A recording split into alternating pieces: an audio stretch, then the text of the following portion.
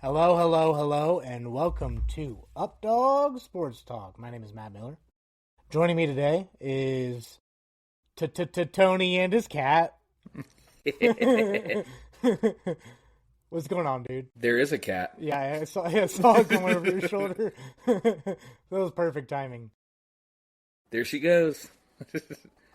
Days, you're famous. So yeah, this week we are going to talk about the Super Bowl. Throwback to 2015. Patriots, Seahawks. Tom Brady at it again. No, just kidding. Not really. But if Marshawn Lynch is on the field, you bet the Seahawks are going to hand it off. I don't know. This matchup just seems like one of those that is fantastic for people that love parity in the NFL. And by parity, I mean this is a completely different Patriots team than the Tom Brady Patriots teams winning it all the time. And a completely different Seahawks team in here than when Russ was there. So it's cool to see that there's different teams in it this year. And I like to see that that parity.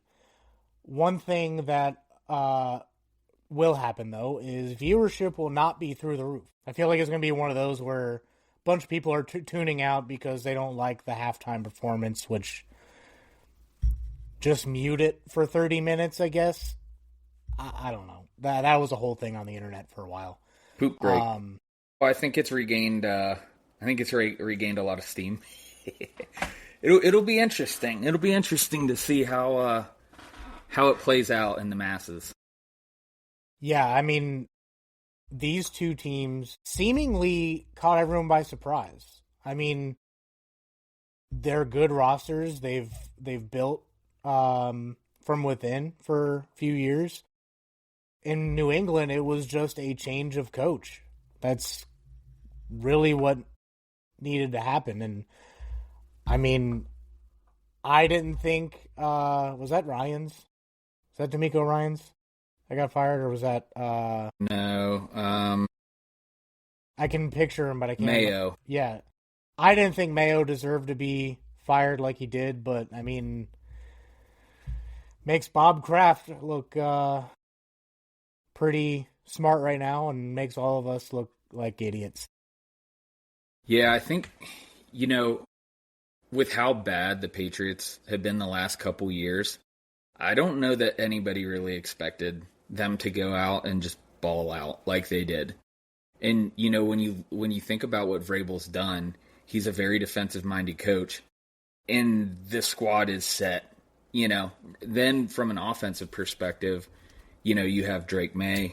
He's on fire. He's probably even a robot, because I don't know how him and all of his kin are all super athletes, but that's a whole different other story. But the accuracy that he brings it makes you appreciate the accuracy of quarterbacks. And when that's missing, you really can see the juxtaposition of it. Yeah, on the other hand, I think that the Seahawks, they've been super solid all year. Obviously, 14-3, you can't beat that. They've been performing in the playoffs. The Patriots really haven't been tested all season, and then they get into the postseason where they're, having to scrap for their lives, and it's a very poor offensive showing, over the all the games that they've played. If we're looking at kind of the postseason by comparison, total points per game, Seattle has 36, and total points per game for New England is 18. So we're talking. That's a big difference. Momentum matters. What do you think of that? What are the key factors going to be in this matchup? So I sent it to the group chat that we left Justin on for this. Justin's not joining us today. He was doing a different show. Andy's a salty boy. Yeah, his Bills lost, and he doesn't want to be a part of it. The Seahawks rush defense, they've given up 1,500 yards. Of course, my screenshot cut off the yards per carry on there. But they're the third best rush defense, and the Patriots are the sixth best rush defense. So look for the ball to be put in the hands of the quarterbacks. I think the Patriots gave up 10 yards per reception, and the Seahawks gave 9.6 yards per reception. So about the same, both in the top 10 in defense all around.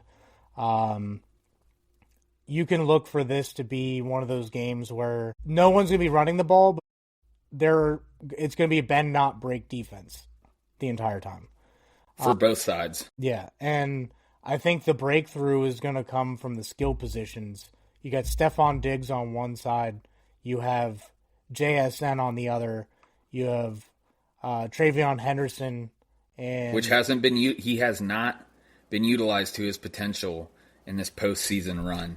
They're going to have to rely on him. Yeah, and among their running backs, I think he is best for those screens, swing passes, maybe just have him run like a quick out or hitch or whatever up the middle, kind of find the hole in the defense, get him the ball. He'll make some guys miss. So I think he's going to get probably, if it was up to me, I don't know what's going on behind the scenes, but if it was up to me, I'd give him a little bit more hand in the pass game. Stevenson, not a slouch himself in the pass game, but I mean, Henderson can take it to the house at any given second. Yeah, it's the old trusty versus the blitzkrieg, just taking it to the house, electric gameplay. But on the flip side, you have Charbonnet is out. He's hurt, not going to play. You're going to have to operate by committee. One of them, I was literally talking about him yesterday and mentioned his name, totally forgot it. Played at Michigan State. Kenneth Walker. Yeah. The third. Dealing with bronchitis, it's not fun. Your memory kind of goes out when you're taking a bunch of meds to get rid of it. Kenneth Walker, he's got a lot of action this season. Really wasn't the number one, but he'll be serviceable in this game. Behind that, not a lot of experience. The guy that stepped in the championship game, he did solid, but still not a ton of reps there. So they're definitely missing Charbonnet. Even just looking at in fantasy when there's a bell cow back and then they get poached, it's called vultured. And I think Charbonnet, I think he had like 12 touchdowns to Kenneth Walker's 6. So there was a bit of the old poaching going on there. But at the same time, scoring those touchdowns is huge. Doesn't matter who you are or how you get them. 12 touchdowns is gonna set you up pretty good in most cases. But he's definitely going to be missed because he's more of a pass-catching back. Our friends from down in the valley, look up UTRGV. I put a question out in the chat on X, and our friends down the valley have the Patriots winning this one. He asked, what do you think is going to have more fans in the stands? Or who do you think is going to have more fans in the stands? Seattle's right there. Most of the Patriots fans, I feel like, migrated away from the Patriots and towards the Chiefs or other teams. I think Boston's a buzz. Yeah. It's a big city that I'm pretty sure there's direct flights. I don't know about Seattle. Seattle may not have direct flights to San Francisco, but I don't know much about the West Coast flight schedules. That really wasn't on the docket today. They need you, Matt. They need you as an air traffic controller. I don't have the attention span to be an air traffic controller. But I think it's easier for Seahawks fans to go, but I think I put in the chat the ticket ranges. So it may be more Boston fans there just because of the ticket ranges. The lowest price to get into Sunday's contest is from Vivid Seats for $4,836 in section 420. Do you want to guess what the most expensive ticket is? 10, 20, 50K, 100? No, not 100, but like a shade under 60K. That's a whole ass car. Yeah. If we're being honest, Yeah. There's a lot of things you could do with that. I think one of the things that we're going to talk about for a completely different topic is that the NFL has started to price out a lot of their fans. Now, to go to a Super Bowl, you got to be loaded. Get lucky or whatever. The everyday blue-collar worker, work-from-home kind of person, they're not going to have access to this. You're looking at, like, CEOs of companies, or for some reason somebody passed up tickets to the game and gave them up. Super Bowl is one of those now that, like, back in Super Bowl 1, you could go for like $300. Can't do that anywhere near that anymore. No. The last time I went to, I just almost called it TQL Stadium, and then I almost called it Paul Brown Stadium. Paycor. Last time I went to Paycor, we were in the nosebleeds, and it was the game against the Rams when they came to town. I think this would probably be 2022-ish. $200 a pop for nosebleeds.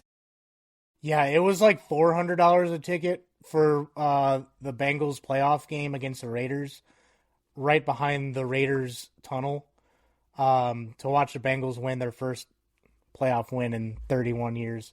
That was fantastic. That was a big one. Yeah, I would say that was worth the $400, but I don't know how many. I don't know how many playoff games I'm going to be able to go to. Not unless I hit the lottery.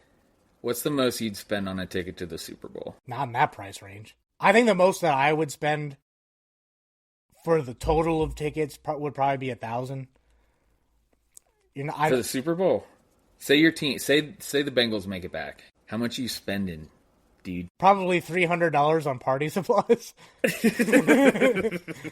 Buying that 4K experience from the home television. Yeah, I'm gonna upgrade my TV package. When I was working somewhere, and one of the ladies was selling Super Bowl tickets.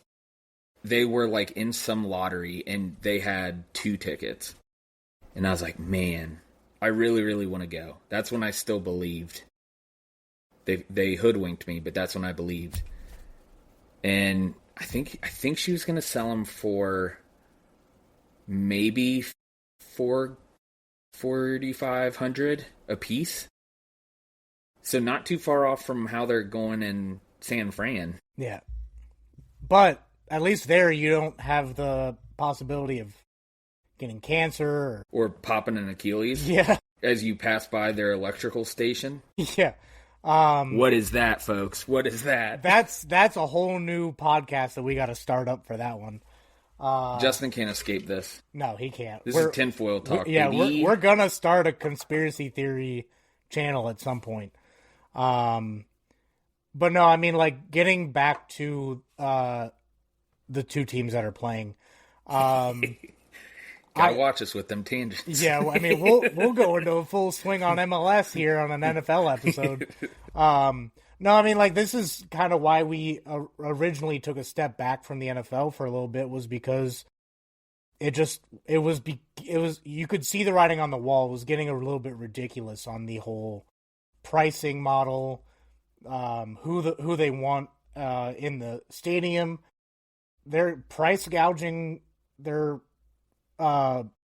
customers on, like, cable, and, like, you have to have every streaming service to be able to watch games now, and it's ridiculous. It's sickening.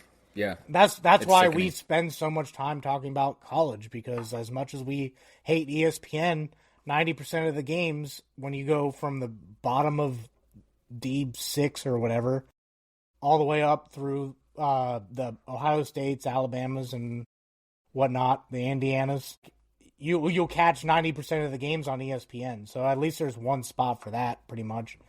But when it comes to the NFL, there's nothing bigger than the Super Bowl.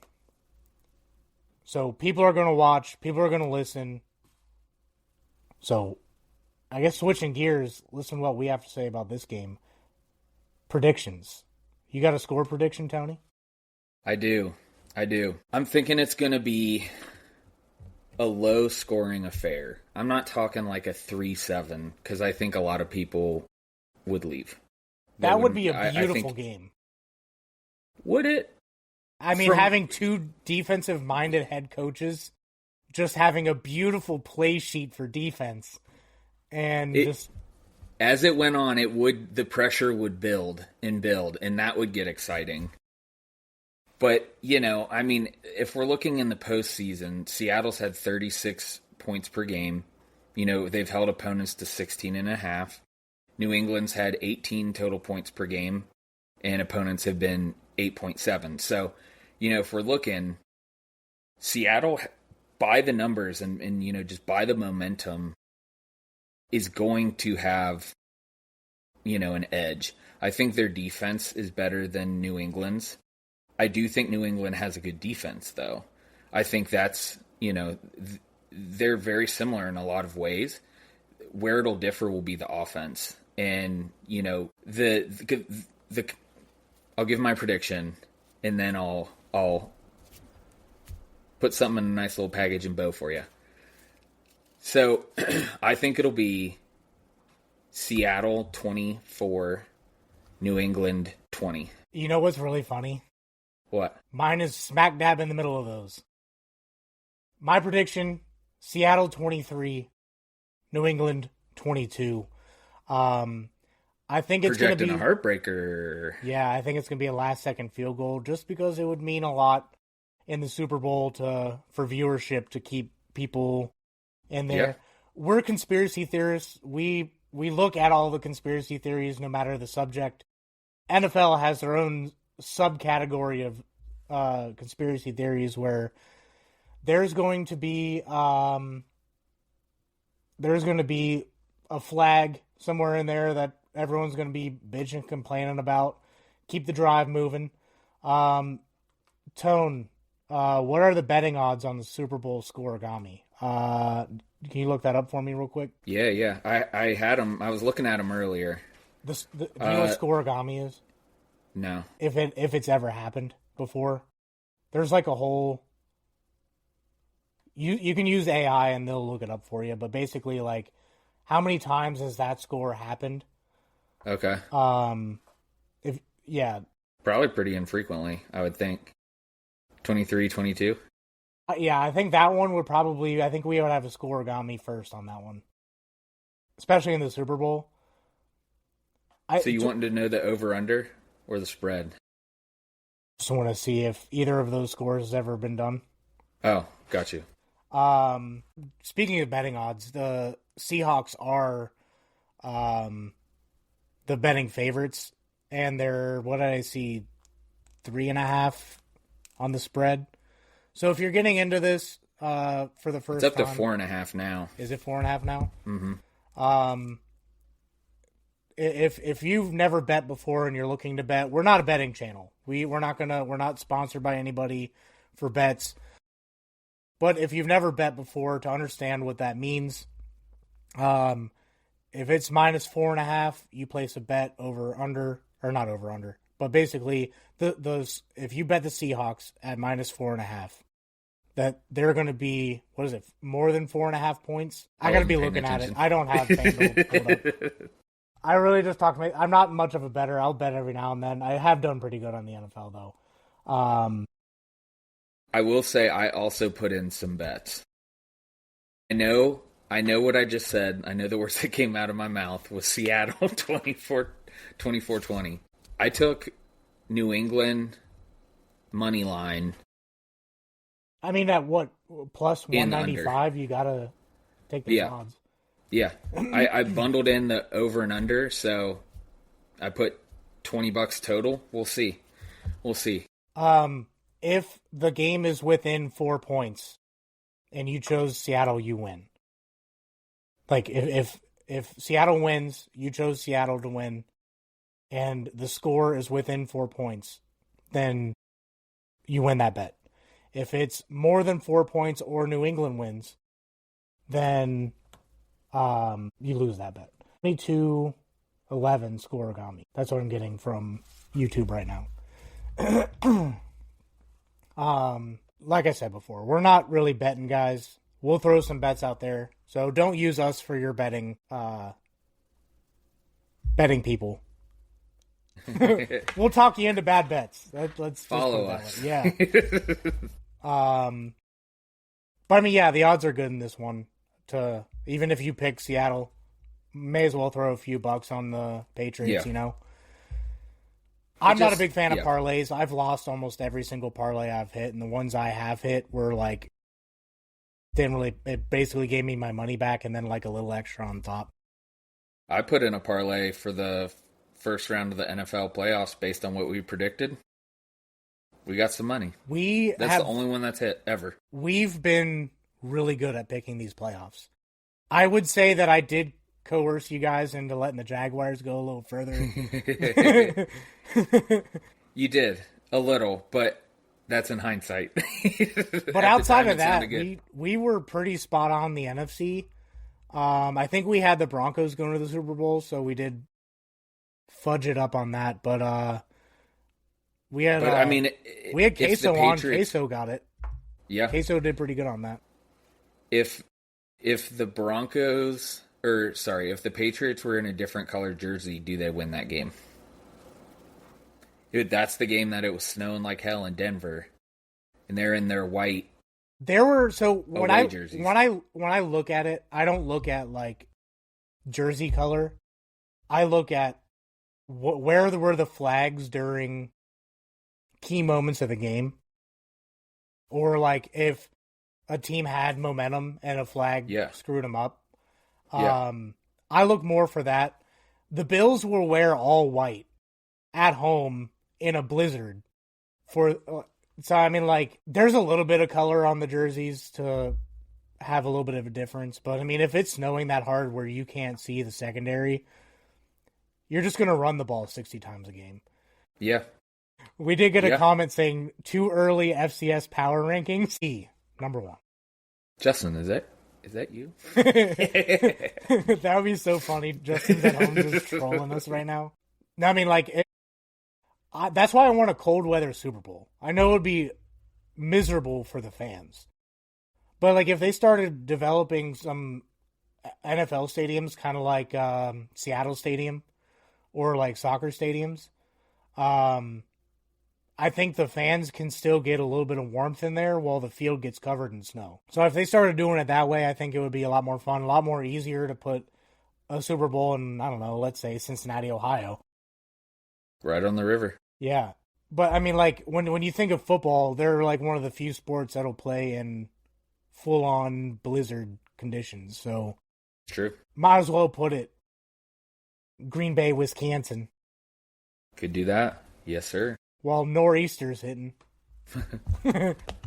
What are the keys, you think, for New England to beat Seattle? What's the recipe?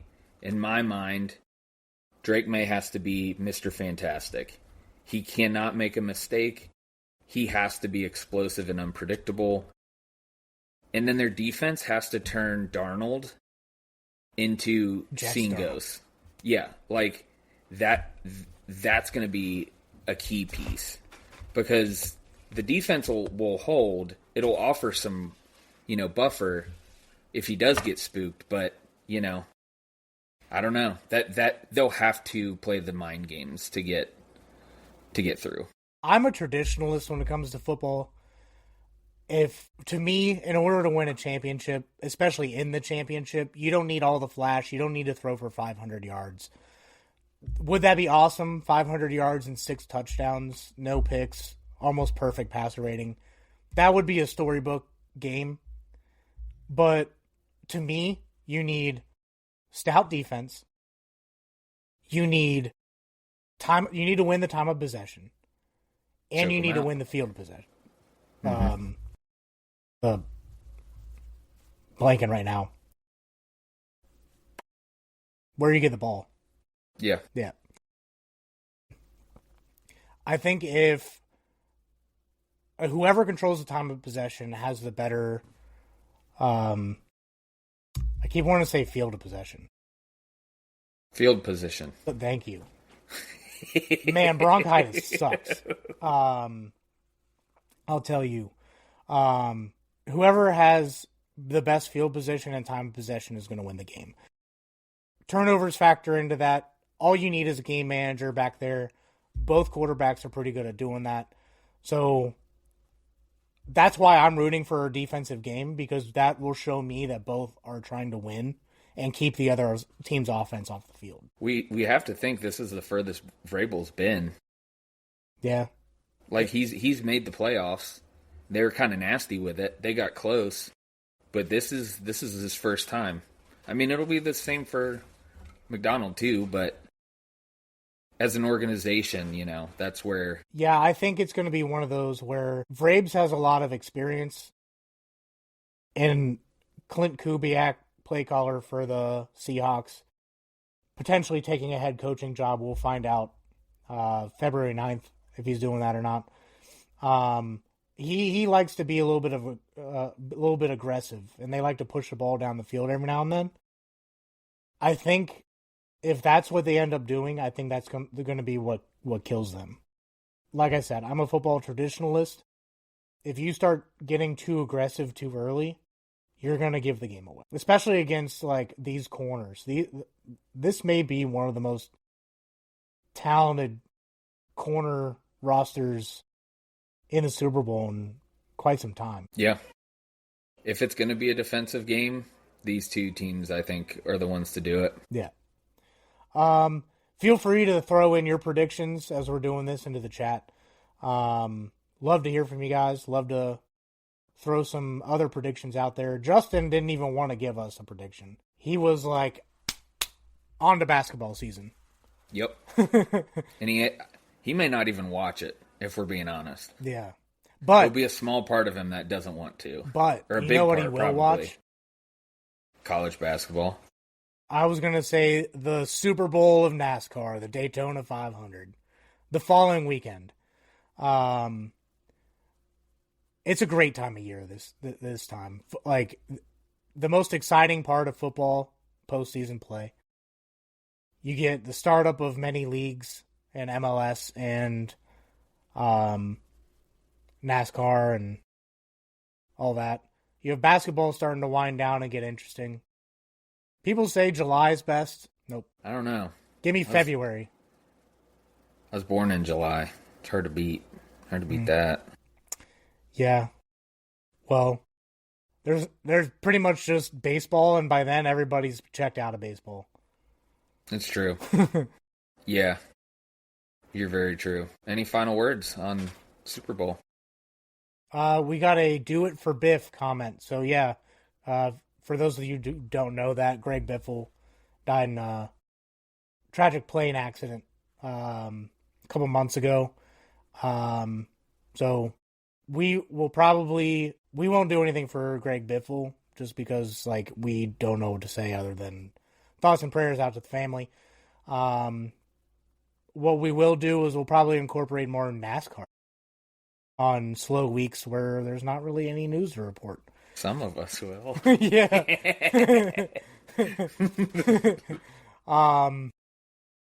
Yeah, I think Seahawks win, but I think it's going to be a pretty good game.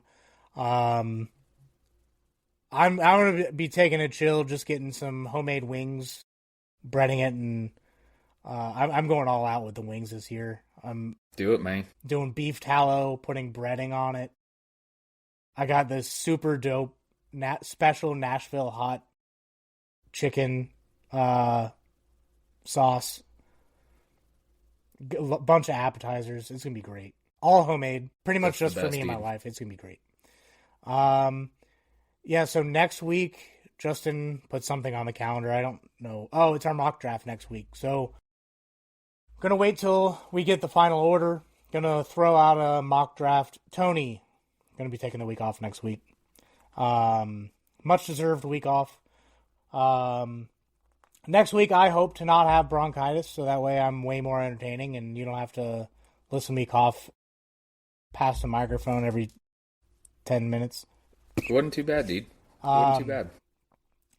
And then, we've got a lot of fun shows planned, ranging from all different sports. We were a little on the short side today for you guys, so giving you some extra time back. But look for some MLS talk coming up. Look for our mock draft. Look for college basketball talk is going to start swinging back into it. How many MLS games are there in a season? 40? Close to that, yeah. There's 19 home games, so probably about 40. I'm a 124th season ticket holder now. All at the end of the season, which I thought was hilarious. Yeah. Those are going to be great games. Yeah, I'm excited. And maybe you'll be able to sneak away for one sooner too. Yeah. So yeah, that's all for this show. We appreciate you guys tuning in.